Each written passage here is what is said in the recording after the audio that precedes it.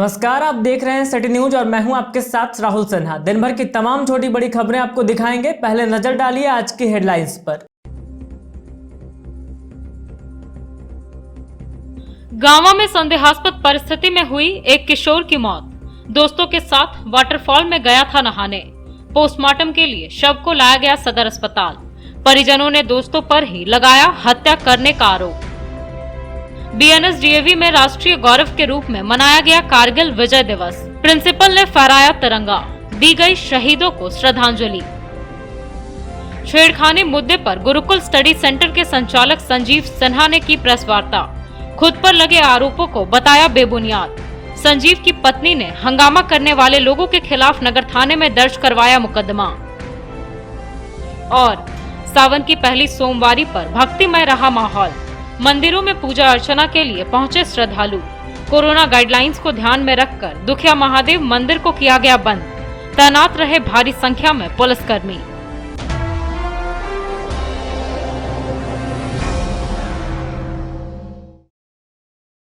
और अब खबरें विस्तार से। गांव थाना क्षेत्र के मालडा निवासी गुड्डू तिवारी का पुत्र उत्तम कुमार तिवारी अपने दोस्तों के साथ चरकी के चांदनी चूल्हा वाटरफॉल में नहाने गया था। इस दौरान उसकी संदेहास्पद परिस्थिति में मौत हो गई। मृतक के शव का पोस्टमार्टम सोमवार को सदर अस्पताल में कराया गया। इधर घटना को लेकर परिजनों ने मृतक के दोस्तों पर हत्या का आरोप लगाया है। फिलहाल पुलिस पूरे मामले की जाँच पड़ताल कर रही है। गांवा थाना क्षेत्र के चरकी चांदनी चूल्हा वाटरफॉल में रविवार को दोस्तों के साथ स्नान करने गए एक किशोर की संदेहास्पद परिस्थिति में मौत हो गई। सोमवार को मृतक के शव को पोस्टमार्टम के लिए सदर अस्पताल लाया गया। बताया जाता है कि मालडा निवासी गुड्डू तिवारी का 17 वर्षीय पुत्र उत्तम कुमार अपने कुछ दोस्तों के साथ नहाने के लिए घर से 12 किलोमीटर दूर चरकी के चांदनी चूल्हा वाटरफॉल गया हुआ था। इसी दौरान डूबने से उसकी मौत हो गयी, जिसके बाद साथ में गए दोस्तों ने इसकी जानकारी स्थानीय जनप्रतिनिधियों के साथ साथ मृतक के परिजनों को दी। सूचना मिलते ही निमाडीह मुखिया प्रतिनिधि पंकज यादव, मालडा मुखिया प्रतिनिधि दिनेश पांडे सहित परिजन व कई ग्रामीण स्थल पर पहुंचे और शव की खोजबीन करने लगे। काफी देर तक खोजबीन करने के बाद चट्टानों के बीच शव बरामद किया गया। मृतक के शरीर पर कई चोट के निशान व नाक से झाग निकलता देख इसकी सूचना गांवा थाना प्रभारी सूरज कुमार को दी गयी। सूचना पर थानेदार सूरज कुमार दलबल के साथ घटना स्थल पहुंचे और मामले की जांच पड़ताल में जुट गए। इधर शव का पोस्टमार्टम कराने आए मृतक के परिजनों ने हत्या का आरोप मृतक के दोस्तों पर ही लगाया है।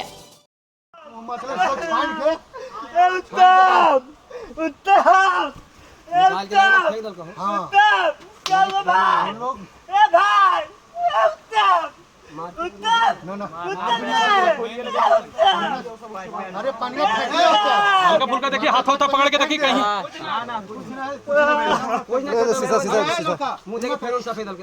हां आराम से आराम ये बदला मार ले।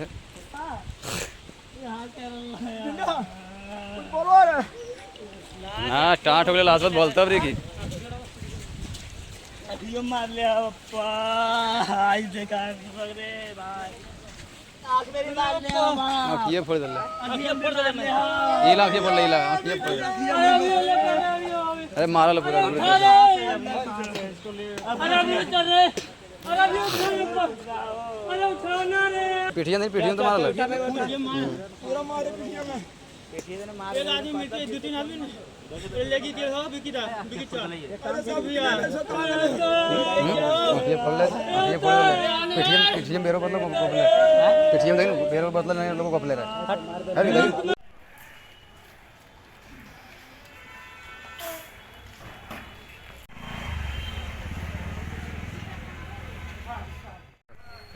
तिवारी। ये मृतका कौन लगता है आपके? हमारे भतीजा है। क्या नाम है? उत्तम तिवारी। कहाँ घर है? मालडा। क्या हुआ था? हुआ यही जो कल 10 बजे अपने दोस्त यार के साथ जंगल के तरफ पार्टी के लिए बहला फुसला के ले गया और जान मार दिया, हत्या कर दिया। कौन कौन कौन लोग थे? और परवीन यादव पिता अनिल यादव, और दूसरा में गौरव तिवारी पिता जितेंद्र तिवारी, तीसरा में शक्ति तिवारी पिता अरविंद तिवारी, और चौथा में था लुच्चो बड़ी का पोता, उसका पिताजी का नाम नहीं जानते। और कौन थे? परवीन यादव, कुंदन कुमार, अरविंद, पुरुषोत्तम कुमार, पुरुषोत्तम पंडित, बोलिए सर, पुरुषोत्तम पंडित, इसकी चाहते हैं। वो बिहार का था रहने वाला कुंदन पुरुषोत्तम कुमार। पंडित यहाँ मालदा का है। तो मालदा कैसे आया था? मालदा कैसे आया था वो? मालदा में जिम उनका सेंटर अपाची खोल है, रखा उनका- है। मालदा में जिम सेंटर खोल रखा है, वहीं पे रहता है। उसका भैगना लगता है अरविंद तिवारी। तो कैसे पता चला आप लोगों की मर्डर हम लोग हुआ को है? पता चला अनिल यादव का बेटा जब वहाँ से घूरा तो किसी से अपने पिता से बोला, वो कहीं दूसरे आदमी को बोला, उससे फैलते फैलते हम लोग के पास क्या खबर कोई 3 दुश्मनी बजे। था, पुराना दुश्मनी था या कोई झगड़ा ऐसा जंग? तो कोई दुश्मनी नहीं है, किसी से लेना देना नहीं है। तो आपको क्या लगता है ये हत्या है। हत्या की होगी? पूरा बुरी तरह से भाजपा युवा मोर्चा के द्वारा टावर चौक पर कारगिल दिवस मनाया गया। इस दौरान कारगिल का वीर जवानों को नमन किया गया और कैंडल जलाकर व पुष्पांजलि अर्पित कर शहीदों को श्रद्धांजलि दी गई। भारतीय जनता युवा मोर्चा के द्वारा सोमवार को टावर चौक में कारगिल विजय दिवस मनाया गया। इस अवसर पर कारगिल के वीर जवानों को याद किया गया। मौके पर कैंडल जलाकर व पुष्पांजलि अर्पित कर शहीदों को श्रद्धांजलि अर्पित की गई, जिसमें मुख्य रूप से उपमेयर प्रकाश सेठ, अनिल गुप्ता, जिला उपाध्यक्ष आकाश सिंह, नगर अध्यक्ष विकी गुप्ता, जयप्रकाश वर्मा, आलोक सन्हा, बबलू दास, आलोक केसरी, सुमित चारसिया, शुभम, अंशु, सौरभ, उत्कर्ष, अमित आर्या, रूपेश स्वर्णकार समेत अन्य कई युवा उपस्थित थे। हिंदुस्तान जिंदाबाद, भारतीय सेना जिंदाबाद, जिंदाबाद जिंदाबाद, भारतीय सेना जिंदाबाद, जिंदाबाद जिंदाबाद।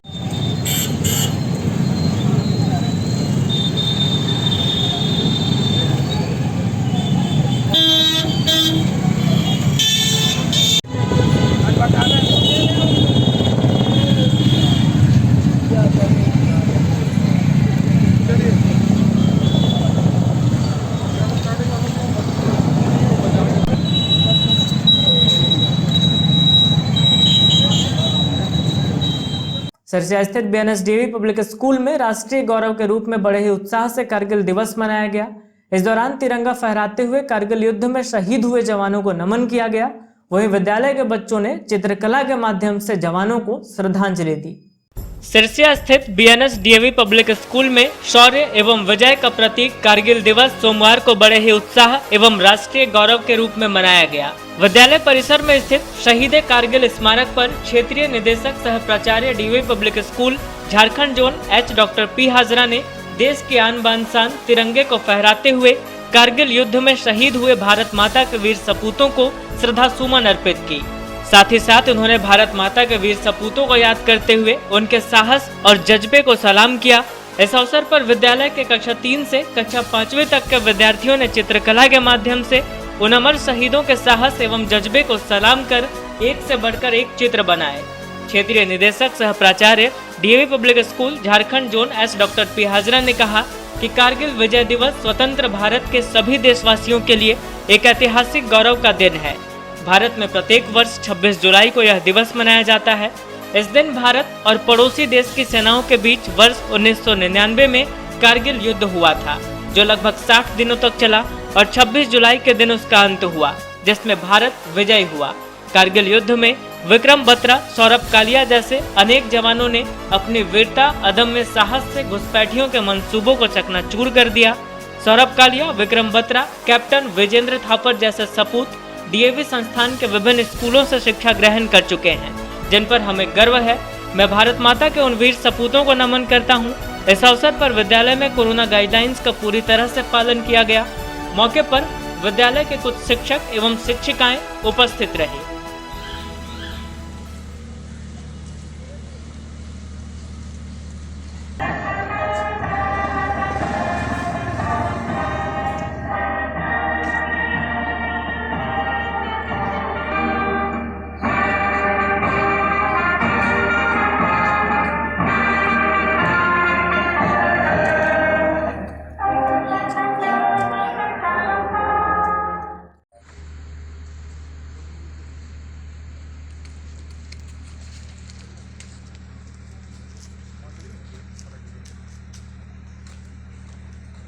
हिंदुओं के पवित्र माह सावन मास का शुभारंभ हो गया है। सावन माह की पहली सोमवारी को लेकर दुखिया महादेव सहित सभी शिवालयों में सुबह से ही भक्तों की आवाजाही लगी हुई थी। शिव भक्तों ने मंदिर में पहुंचकर जलाभिषेक किया और विधि विधान के साथ पूजा अर्चना की। सावन की पहली सोमवारी पर दुखिया महादेव मंदिर समेत शहर के अन्य शिवालयों में श्रद्धालुओं की आवाजाही दिन भर रही। हालांकि कोविड महामारी को देखते हुए दुखिया मंदिर में ताला लगा दिया गया, जिससे श्रद्धालु बाहर से ही पूजा कर लौट आए। मंदिर परिसर में पुलिस बल की तैनाती भी की गई थी। मंदिर में प्रतिनियुक्त पुलिस पदाधिकारी से इस बाबत पूछने पर उन्होंने बताया कि झारखंड सरकार के द्वारा दिए गए दिशा निर्देशों के आलोक में मंदिर परिसर में पुलिस बल की तैनाती की गई है, जिससे मंदिर में श्रद्धालुओं की भीड़ रोकी जा सके।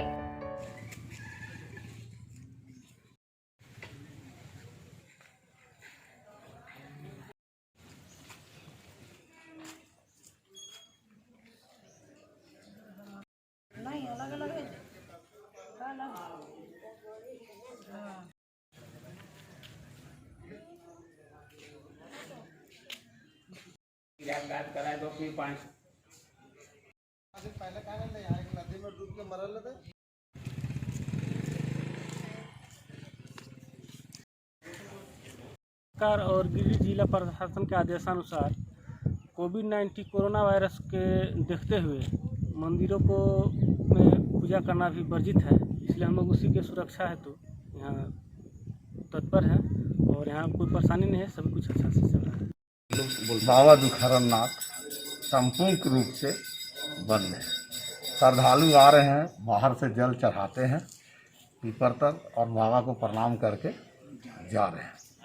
इसलिए कोरोना से बचना है, अपने में भी बचना है और सबको बचाना भी है। प्रशासन एकदम बहुत कड़क रूप से सभी मंदिर को एकदम अच्छा से व्यवस्था दिए हैं, इसलिए प्रशासन को बहुत बहुत धन्यवाद। इधर अन्य मंदिरों में भी दिन भर पूजा पाठ का कार्यक्रम चलता रहा, लेकिन इस दौरान सामाजिक दूरी का अनुपालन भी किया जा रहा था।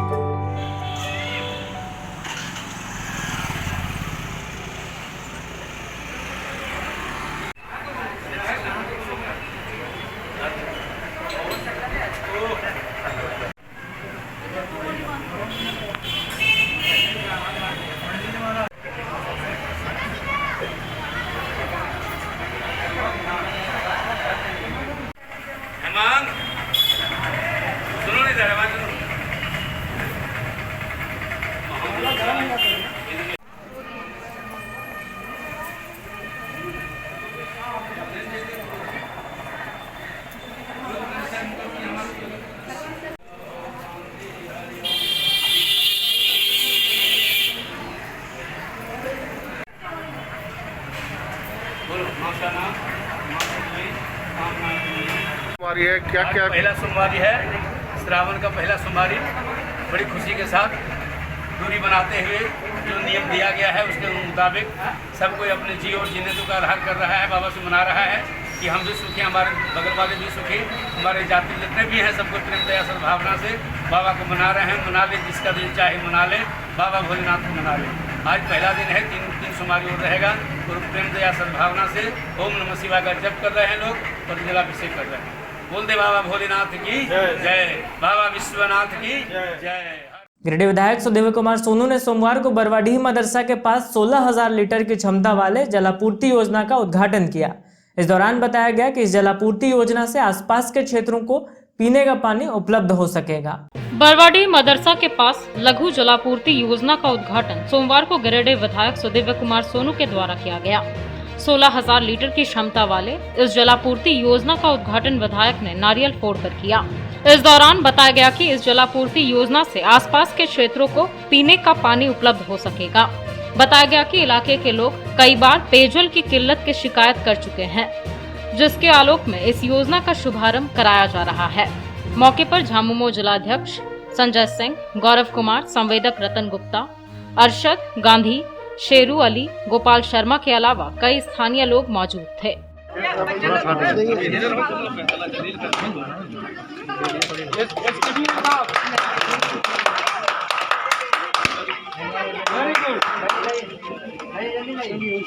Very good. हमको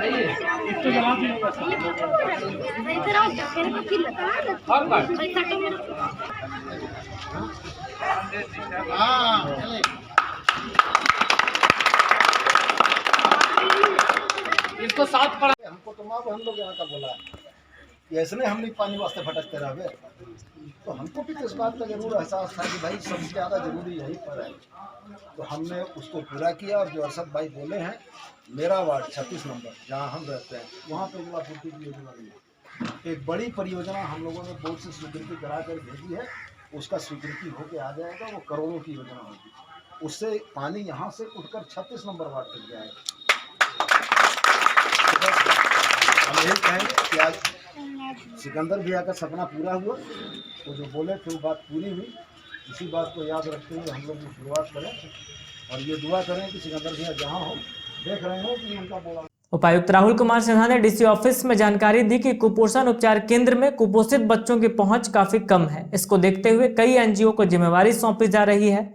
कुपोषण उपचार केंद्र को बेहतर करने के उद्देश्य से स्वयंसेवी संस्थाओं को एमटीसी से जोड़ा जा रहा है। उपायुक्त राहुल कुमार सिन्हा ने सोमवार को डीसी ऑफिस में यह जानकारी दी कि कुपोषण उपचार केंद्रों में कुपोषित बच्चों की पहुंच कम है, इसलिए अब कई एनजीओ को इसकी जिम्मेवारी सौंपी जा रही है।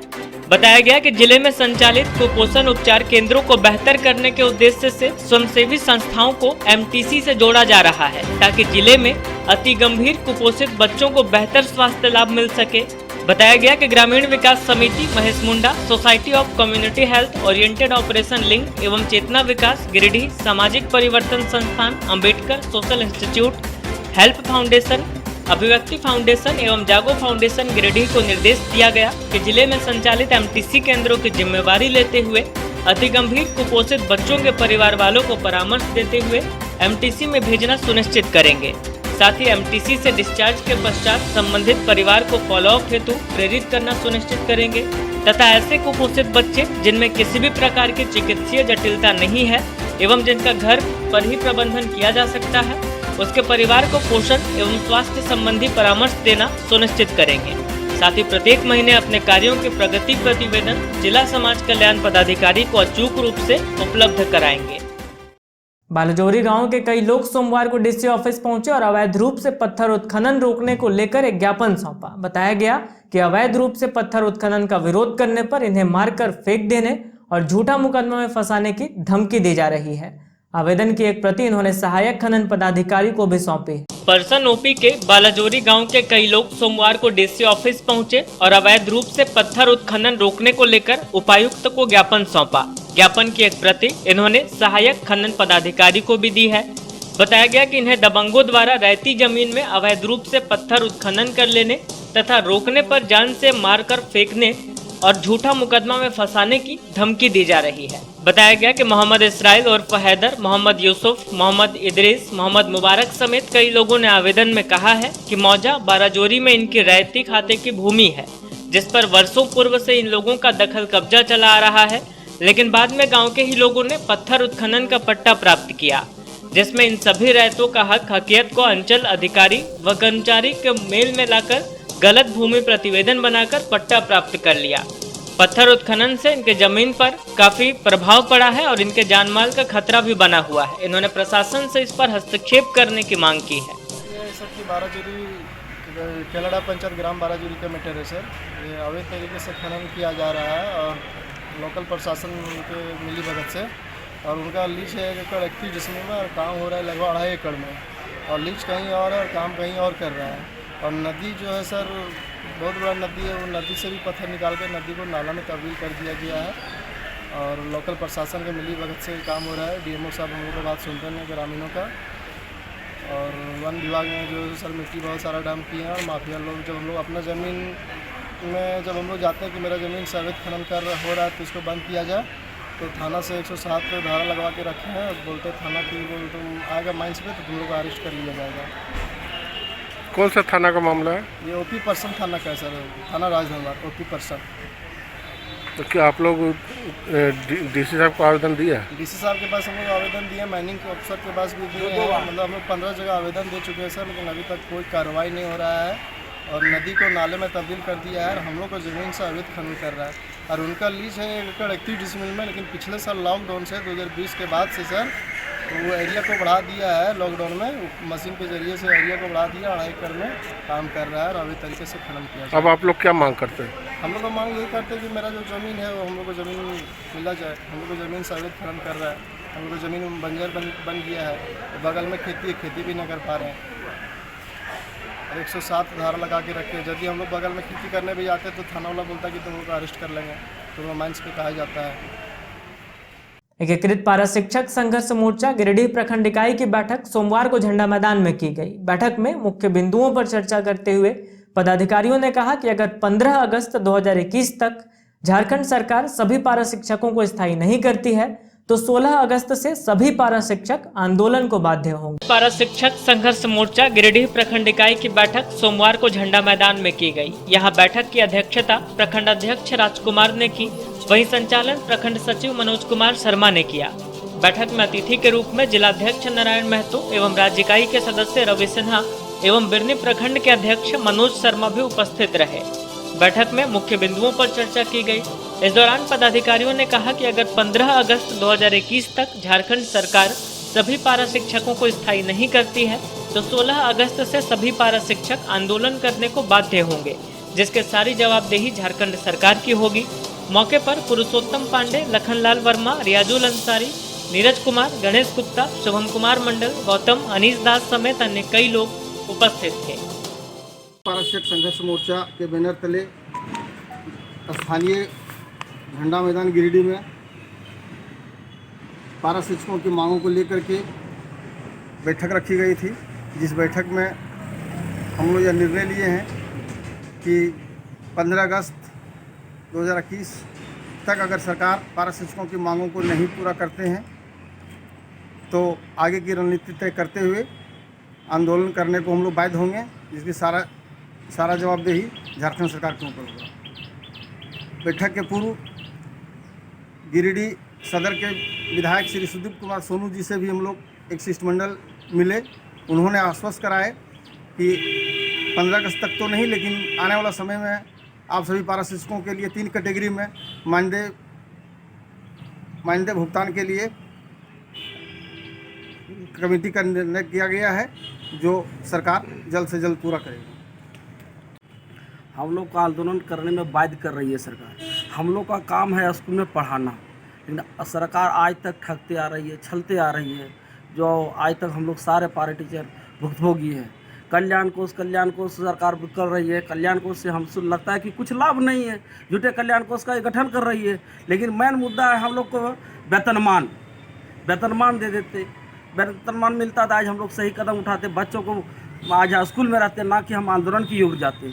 और रही बात यदि 15 अगस्त तक यदि झारखंड सरकार या नहीं अस्थायी वेतनमान यदि नहीं लागू करती है तो हम लोग उग्र आंदोलन की ओर जाएंगे, जिसमें यह पूर्ण जिम्मेदारी झारखंड सरकार के ऊपर होगी। गुरुकुल कोचिंग के संचालक संजीव सिन्हा ने अपने करबला रोड स्थित आवास में प्रेस कॉन्फ्रेंस की और छात्रा द्वारा खुद पर लगाए गए आरोपों को इन्हें बदनाम करने की एक साजिश बताया।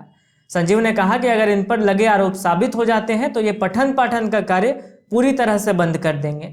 शहर के करबला रोड में रहने वाले गुरुकुल कोचिंग के संचालक ने सोमवार को अपने आवास में प्रेस वार्ता की और खुद पर लगे छेड़खानी के आरोप को निराधार और एक साजिश बताया। दरअसल रविवार को इनके सेंटर में पढ़ने वाली छात्रा ने परिजनों के साथ मिलकर इन पर छेड़खानी का आरोप लगाकर इनके घर में हंगामा किया था। इस मामले में संजीव सिन्हा की पत्नी ने नगर थाने में आवेदन देकर घर में तोड़फोड़ व मारपीट का आरोप छात्रा व उसके साथ आए लोगों पर लगाया। गौरतलब है कि संजीव सत्ताधारी झारखंड मुक्ति मोर्चा से भी जुड़े थे, लेकिन इस घटना के सामने आते ही झारखंड मुक्ति मोर्चा पार्टी ने संजीव सिन्हा को पार्टी की प्राथमिक सदस्यता से निष्कासित कर दिया। से मैं अपने ऊपर लगे आरोपों को सीधा खारिज करता हूं और मैं चैलेंज करता हूं कि फिर से कोई अगर इसमें सबूत एक भी दे दे, एक भी सबूत जो उस लड़की ने लगाया है और उसके दोस्तों ने जो लगाया है आरोप, अगर एक भी कोई सबूत दे दे, मैं पढ़ाना छोड़ दूंगा, मैं ज़िंदगी भर पॉलिटिक्स नहीं करूंगा और मैं इस झारखंड को ही छोड़ दूंगा और ज़िंदगी भर उनका गुलामी करूंगा। अगर एक भी कोई भी अगर वो सबूत दे दे तो। मामला क्या था सर? मामला उनके दोस्तों के द्वारा मेरे संज्ञान में आया। मुझ पर आरोप लगाया है कि जब ये यहाँ पे आई थी तो मैंने उसका हाथ पकड़ा, जबकि मेरी वाइफ भी वहीं पे है। और उसके बाद छेड़खानी का आरोप लगाया गया। उसके दोस्तों ने बोला हमारे पास सब सबूत है। जब मेरे द्वारा मांगा गया सबूत तो अभी तक कोई सबूत नहीं आया, जबकि मैं हमेशा अपने स्टूडेंट्स को, चाहे वो लड़की हो या लड़का हो, बहुत करीब जाकर हमेशा पढ़ाया, क्योंकि नौकरी दिलाना कोई आसान बात नहीं होता है। जितने आसान तरीके से आज शहर वालों ने इस बात को मान लिया कि एक टीचर ने छेड़खानी किया, बस न्यूज़ को सुना और सब लोगों ने मान लिया। कभी एक टीचर का दर्द किसी ने नहीं समझा कि टीचर का दर्द क्या होता है। उस सामने वाले को कभी कोई लड़का या लड़की की निगाह से नहीं दिखता है। वो तपस्या करता है, और जेपीएससी जैसा एग्ज़ाम पास करवाना कोई बच्चा का खेल नहीं होता है। जो लोग आज तक मेरे पास टिके रहे हैं, मेरा रिकॉर्ड है कि कोई खाली हाथ नहीं गया है। ये कोई आसान खेल नहीं है। सारे सब्जेक्ट्स को मैं अकेले पढ़ाता हूँ, सारे सब्जेक्ट्स को। कल क्या हुआ था मामला सर? कल भी ये सब लोग आए और साथ में फिर उसके बहुत सारे लोग आए, 10-15 लड़कों लोगों ने आया और मेरी वाइफ के साथ यहाँ पे मारपीट किया। मैं बोलना नहीं चाहता हूँ आगे, लेकिन घर में तोड़फोड़ और बहुत विभद्र भद्र व्यवहार किया मेरे वाइफ के साथ। इसी बीच में नगर थाना से लोग आए, फिर इनको यहाँ से खदेड़ कर भगाया। सबसे बड़ा कारण जो इसमें मुझे लग रहा है कि जैसे ये घटना घटी, भाजपा वालों ने तुरंत इसे वायरल किया। ये एक राजनीतिक षड्यंत्र है। लेकिन मैं सीधा बोलूँगा कि भाजपा के हर आईटी सेल वाले लोग गलत न्यूज़ फैलाने में माहिर हैं, और यही काम मेरे साथ हुआ। एक चिट्ठी भी आई है जिला अध्यक्ष के द्वारा, आपको जिम से निष्कासित कर दिया, क्या कहेंगे उस पर? कोई दिक्कत नहीं, हमको पता नहीं था, पता है तो अगर जब मैं दोष मुक्त हो जाऊंगा तो फिर मुझे वहाँ पे ससम्मानित वापस किया जाएगा। कोई भी पार्टी का ये कदम अच्छा है कि अगर आपका कोई कार्यकर्ता अगर उस पर दोष लगा है तो उसे आप पहले निकालें। पार्टी की छवि खराब नहीं होनी चाहिए। मेरे चलते अगर पार्टी की छवि खराब हो जाएगी तो वो मैं बर्दाश्त नहीं करूँगा। मुझे निकाल दिया गया, कोई दिक्कत नहीं है, मैं फिर वापस आऊँगा, ससम्मानित वापस आऊँगा। प्रशासन से मैं यही चाहूँगा, जिन लोगों ने यहाँ पर आकर क्राइम किया उसे कड़ी से कड़ी सजा दी जाए। इधर छेड़छाड़ मामले को लेकर कोचिंग संस्थान के अन्य छात्र छात्राएं संजीव सिन्हा के पक्ष में खड़े हो गए। प्रेस वार्ता में संजीव ने कहा कि अगर उन पर लगे आरोप साबित हो जाते हैं तो ये पठन पाठन का कार्य पूरी तरह से बंद कर देंगे। इन्होंने इस घटना को एक साजिश करार देते हुए कहा कि ये सिर्फ इन्हें बदनाम करने का कुचक्र है। हम लोग तो लगातार 2 साल से सर से जुड़े हुए हैं। हम लोग का सर का बिहेवियर कभी ऐसा ख़राब लगा ही नहीं, और जो इस पर इल्ज़ाम लगा रही है वो कभी हमेशा प्रेजेंट क्लास में रहती नहीं थी। और जब ऑनलाइन क्लास हो रहा है तो वो ऑफलाइन क्यों सर को प्रेस कर रही थी कि हमको ऑफलाइन दीजिए क्लास, ठीक है। और ये सारा सर पॉलिटिकली इनको डिमेरिट किया जा रहा है, इनको बदनाम करने का एक साजिश है, ताकि हम लोग का जो ग्रुप है, हम लोग का जो स्टडी ग्रुप है, उसको तोड़ा जा सके। लास्ट 1 साल से हम जेपीएससी का ऑनलाइन क्लास कर रहे हैं सर से, और ऐसा कुछ भी कहीं पे भी मेरे को नहीं लगता कि ऐसा कुछ होगा। सर बहुत अच्छे हैं, हम लोग से भी बाय बिहेवियर। और जिसके द्वारा ब्लेम लगाया गया है वो तो ऑनलाइन आती भी नहीं थी, ज़्यादातर ऑनलाइन क्लास अटेंड नहीं की। जब उनको ऑनलाइन बुलाया गया कि ऑनलाइन मीटिंग अटेंड कीजिए, पढ़ाई कीजिए, तब वो ज्वाइन नहीं की। और रही बात कि 2 साल से कुछ भी हो रहा है उनके साथ, तो सबसे पहली बात कि अगर 2 साल से उनके साथ ऐसा कुछ हो रहा है तो उनको फिर अभी अचानक से उनके घर आकर के पढ़ना नहीं था। सबसे बड़ी बात, अगर आपको ऐसा मिसबिहेव, अगर मेरे साथ कोई मिसबिहेव करेगा तो हम तो वहाँ जाएंगे नहीं, हम तो अवॉइड करेंगे जाना। और खासकर जब ऑनलाइन सुविधा हमारे पास है तो हम ऑनलाइन ही क्यों नहीं। नागरिक विकास मंच के संयोजक विनय कुमार सिंह के बेड़ा स्थित आवास में मंच की एक अहम बैठक संपन्न हुई। बैठक में पानी, बिजली, स्वास्थ्य, शिक्षा सहित उसरी नदी के बचाव एवं विकास के लिए पूर्व से की जा रही 6 सूत्री मांगों पर चर्चा की गई। नागरिक विकास मंच गिरिडीह की एक आवश्यक बैठक मंच के संयोजक विनय कुमार सिंह के बेड़ा स्थित आवास में सोमवार को संपन्न हुई। यहां बैठक की अध्यक्षता मंच के संरक्षक ललन सिंह एवं संचालन सचिव वासुदेव राम के द्वारा किया गया। बैठक में मंच के उद्देश्यों के दृष्टिकोण से पानी, बिजली, स्वास्थ्य, शिक्षा सहित उसरी नदी के बचाव और विकास के लिए पूर्व से की जा रही 6 सूत्री मांगों पर चर्चा की गई। मौके पर नदी में जा रहे गंदे पानी को नदी के ऊपरी भाग में सॉकपिट या वाटर ट्रीटमेंट के माध्यम से नदी के ऊपरी भाग में रोकना, बालू उठाव पर रोक, नदी के अंदर 5 छोटे छोटे चेक डैम, छलका का निर्माण, जॉगिंग पार्क का निर्माण, अतिक्रमण मुक्त करने के लिए नदी का सीमांकन करना, विद्युत शवदाह गृह का निर्माण आदि पर विचार विमर्श किया गया। बताया गया कि सीसीएल क्षेत्र में वर्षों से रह रहे सभी तबके के लोग को स्वामित्व नहीं मिलने के कारण आवासीय प्रमाण पत्र एवं जाति प्रमाण पत्र निर्गत में कठिनाइयों के कारण सरकारी सुविधाओं के लाभ एवं नौकरी से वंचित होना पड़ रहा है। ऐसे स्थिति में उन्हें स्वामित्व प्रमाण पत्र देने पर संबंधित विचार किया गया। साथ ही मंच के विस्तार, मजबूती एवं कोष संग्रह पर भी विचार किया गया। इस संबंध में निर्णय लिया गया कि पूर्व के पत्रों के आलोक में उपायुक्त, गिरिडीह नगर आयुक्त, नगर निगम के महापौर एवं उप महापौर को स्मारक पत्र देते हुए नगर विभाग, झारखंड सरकार को स्मारक पत्र दिया जाए।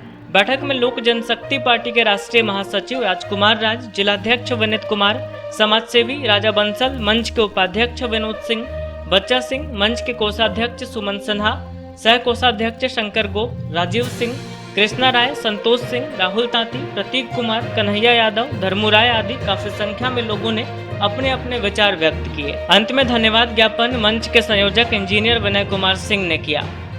जैसा कि सभी जानते हैं कि नागरिक विकास मंच का उद्देश्य सामाजिक सौहार्द स्थापित करना, कहीं पर भी बिजली, पानी, स्वास्थ्य, शिक्षा में हो रही कठिनाइयों को निदान कराना और साथ में एक प्रथम माने दृष्टवा से यहाँ संकल्प लिया गया है नागरिक विकास मंच के द्वारा कि गिरिडीह नगर की जीवन रेखा कहाने वाली उसरी नदी का जो अस्तित्व खत्म हो रहा है उसको बचाया जाए, उसका विकास किया जाए। उसके लेकर के 6 सूत्री मांगों को, जैसा कि सभी जानते हैं कि गंदे पानी रोकने के लिए सर्किट बनाना, जॉगिंग पार्क बनाना, बालू उठाव पर रोक लगाना, नदी में छलका बनाना, अतिक्रमण से मुक्त कराना और विद्युत सौदाह गृह का निर्माण कराना, इन मांगों को लेकर वर्षों से जो है किया जा रहा है। 3 वर्ष हो गए लेकिन कोई सकारात्मक पहल नहीं की गई हो रही है, जबकि इसमें अनेकों पत्राचार हुआ, प्रशासन के द्वारा, नगर निगम के द्वारा भी पत्राचार किए गए, लेकिन सारे चीज़ खटाई में पड़े हुए हैं। लेकिन पुनः आज की बैठक में ये तय किया गया कि इन मुद्दों को लेकर के पुनः उपायुक्त गिरिडीह को, नगर निगम को और झारखंड सरकार को स्मारक पत्र दिया जाएगा और इसके लिए जहां तक लड़ाई लड़ने की जरूरत होगी नागरिक विकास मंच कृत संकल्पित है।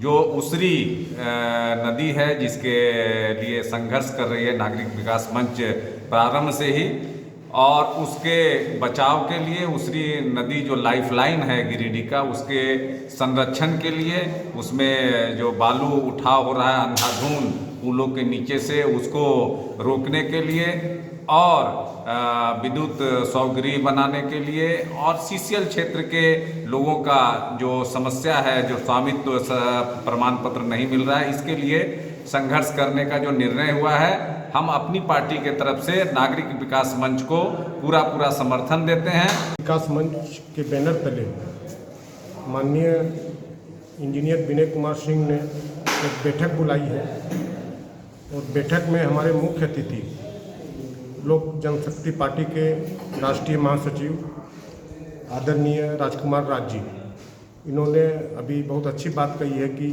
इनका जो आंदोलन है उनके साथ ये हर समय तैयार है, आंदोलन के लिए भी तैयार है। ये जो उद्देश्य है इस मंच का कि उसरी नदी का बचाव करना, ये जनता का मुद्दा है और बहुत अहम मुद्दा है।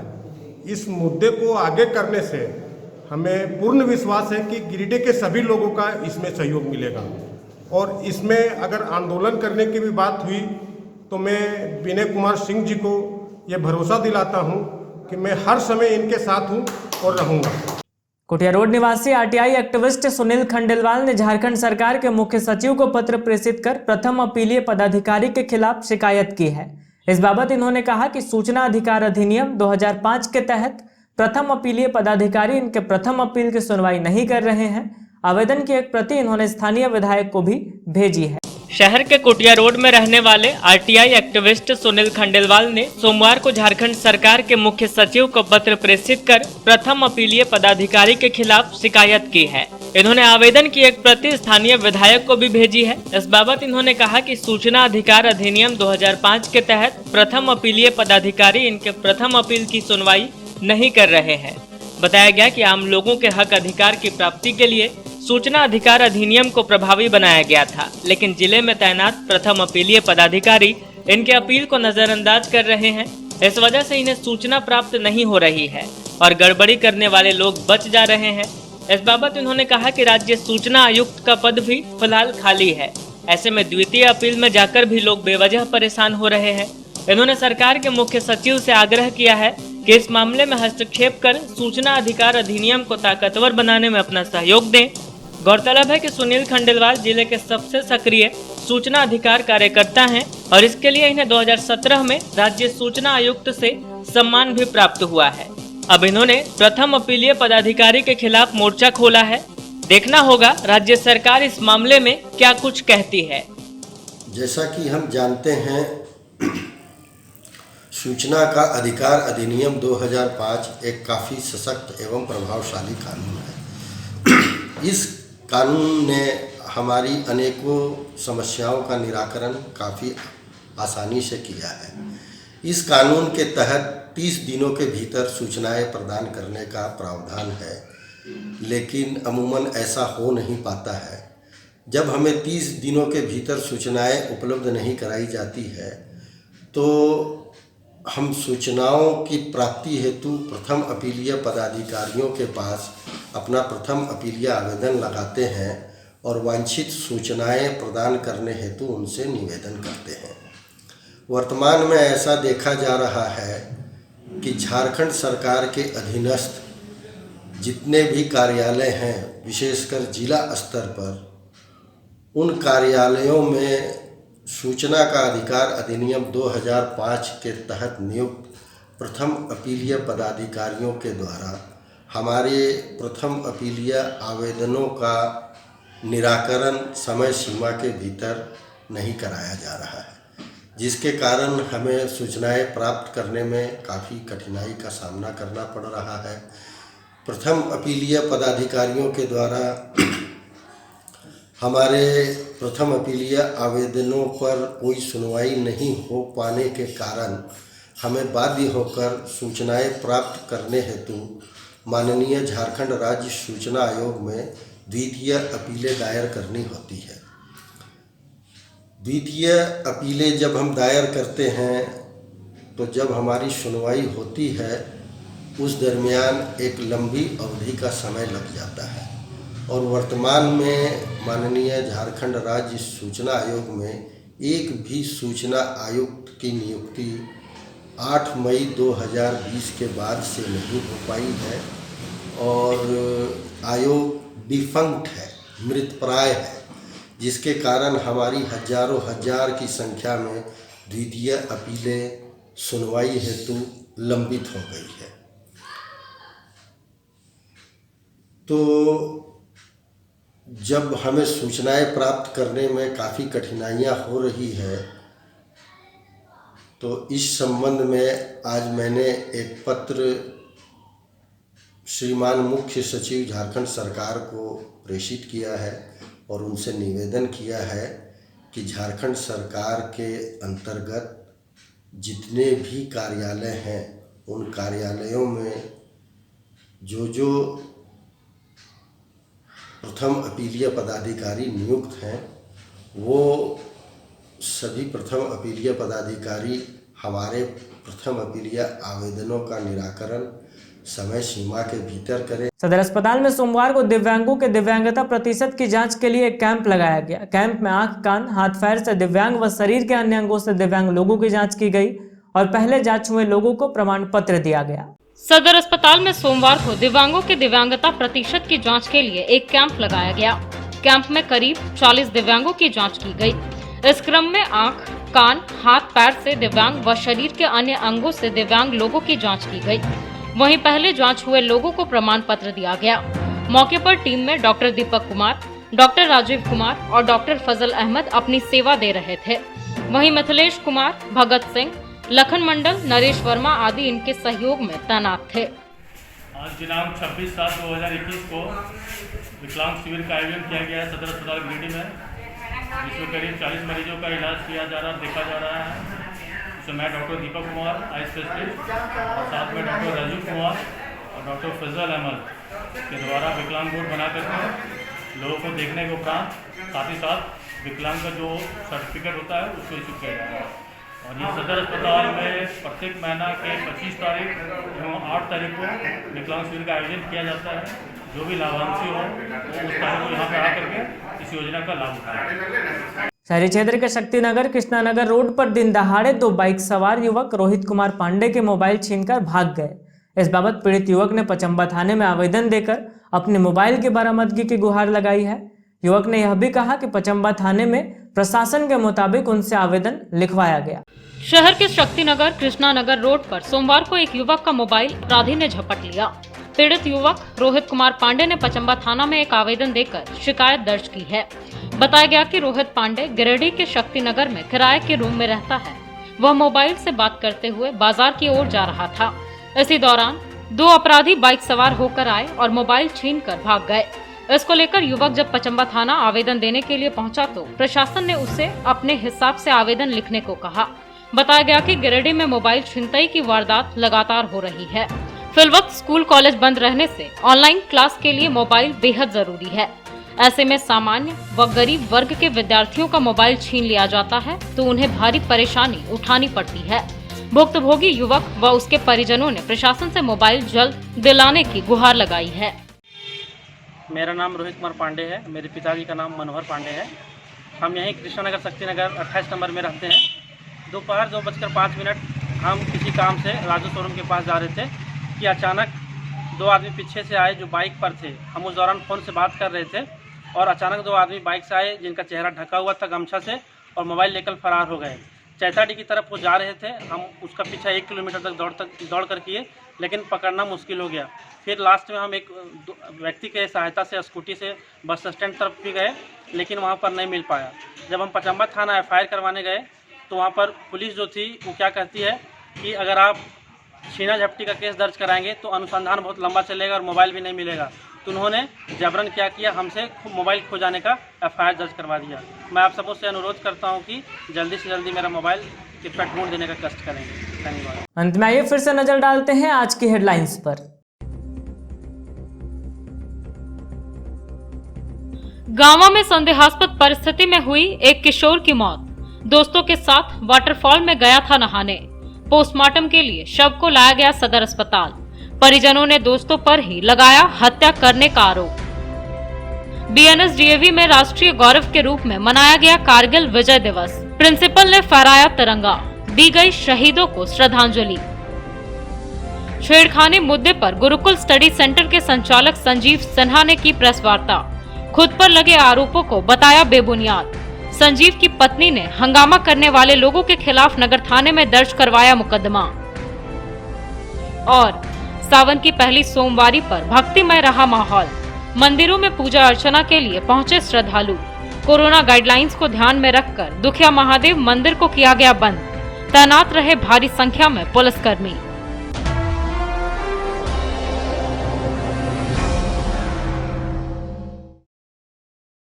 तो आज के अंक में बस इतना ही। अगले अंक में फिर होगी मुलाकात कुछ अन्य खबरों के साथ। तब तक दीजिए हमें और हमारी पूरी टीम को इजाजत। नमस्कार।